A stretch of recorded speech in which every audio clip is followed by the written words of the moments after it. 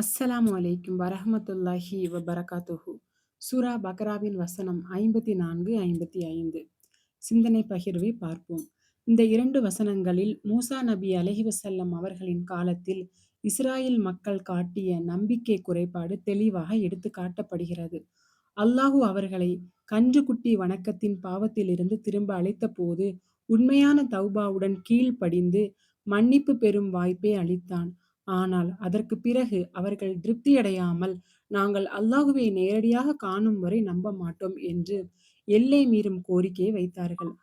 இந்த அகம்பாவமும் சந்தேகமும் காரணமாக அவர்கள் அனைவரும் கண் முன்னே ஒரு கடுமையான தண்டனையை சந்தித்தார்கள். பின்னர் அவர்கள் உயிர்ப்பிக்கப்பட்டது அல்லாஹுவின் அளவற்ற கருணையும் மனிதன் நன்றியுடன் இருக்க வேண்டும் என்பதையும் நினைவூட்டுகிறது. இந்த சம்பவம் நம்பிக்கை என்பது நிபந்தனைகளோடு அல்ல, அல்லாஹுவின் கட்டளையை சந்தேகமின்றி ஏற்றுக்கொள்ளும் மனநிலையை உண்மையான ஈமான் என்பதை நமக்கு கற்றுத்தருகிறது.